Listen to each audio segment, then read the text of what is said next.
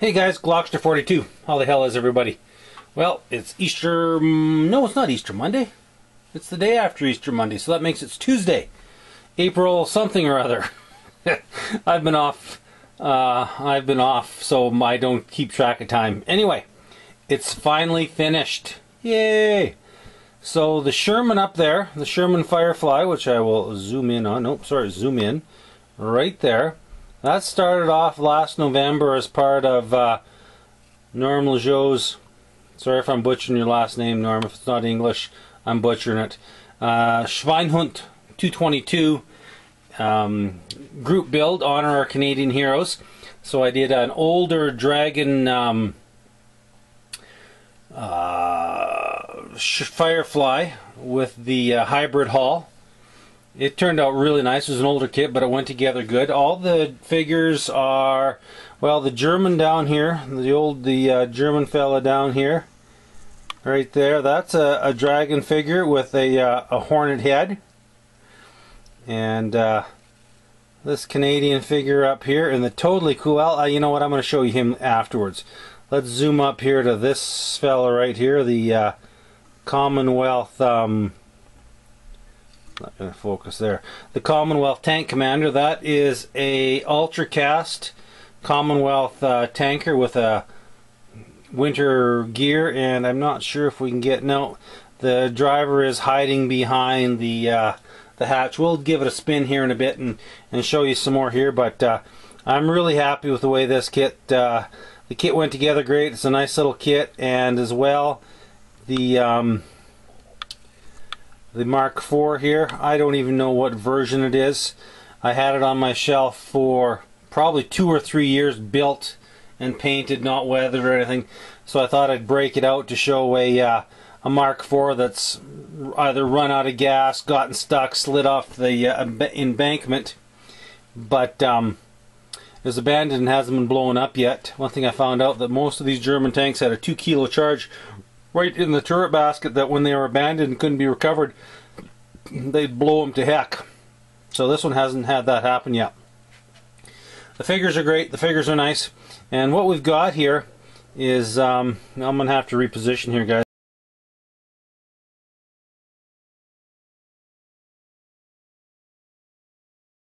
So we're telling a little bit of a story here.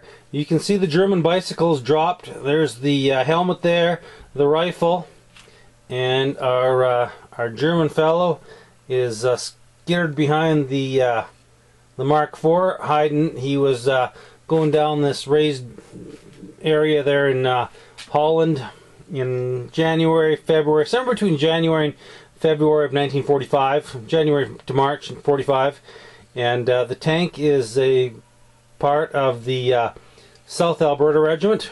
Is the markings on it, which you can't really see because they're a little bit muddy and all that kind of stuff. I'll do some close-ups and some stills after I'm done this to give you guys a little bit better shots in some of the details. But anyway, he's heard the Firefly coming down this raised road bed, and he ditched his bike and lost his helmet and dropped his rifle, and all he's got is the little Browning high power in his hand. And which is kind of ironic because the Canadian forces used and are still using the Browning high power. Now let's talk a little bit about this Canadian figure here. It's actually a German figure that I didn't really convert too much, but he had a great looking parka and nice big baggy pants. So I threw a hornet head on him and gave him some British kit from the Tamiya Commonwealth figures, a rifle, and I really like the I wanted to do something a little bit different with the painting. I just didn't want to wanted to add a little bit of color. So he's wearing Eddie Bauer woolen pants and a Hudson's Bay parka. You've got the green, red, yellow, and blue stripes on the Hudson's Bay parka. Was it proper for this era? Well, that is definitely, I went out and did some online research, and the style of the parka is very similar to what the Hudson's Bay Company made during the war, and of course the stripings are, they could be, there's a lot of variations in the commercial Hudson's Bay parkas. You know, they were across the chest all the way down. I just wanted to keep it a little subtler and just have them lower down The stripes turned out really nice. These are probably the 4 best figures I have painted to date. I'm extremely happy with the way this diorama turned out. And all in all, it was a really fun build, and I sure thank Norm for having the Honor Our Heroes group build, which got me going on building the Sherman, because you know what? I probably would have never built that. And this diorama would have never gotten done without that group build. So anyway, there you have it, guys. I sure appreciate all my subscribers. I just looked, and like, I'm over 500 subs, and I think 28,000 views on my videos, and that's pretty awesome. I really appreciate you guys taking the time out of your busy schedule and looking at my stuff. So probably enough of me yakking, guys. Any questions or anything, just give me a shout.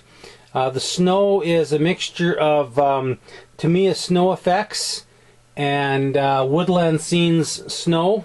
I really like the Tamiya snow effects. They work really well. The ground cover is a mix of celluclay white glue and a little bit of polyfill powder, and the gloss is a mixture of a little bit of what is it? Crystal clear high gloss and a little bit of Vallejo still water. I don't really like that Vallejo still water because it does tend to fog on you. It reacts very poorly with Future and white glue. So I'd be very careful when I'm using that. So there you have it, guys. A little diorama of Canadian forces in Holland in 1945. Once again, I really appreciate your time for watching, guys. And we'll follow this up with some slideshow after. Later.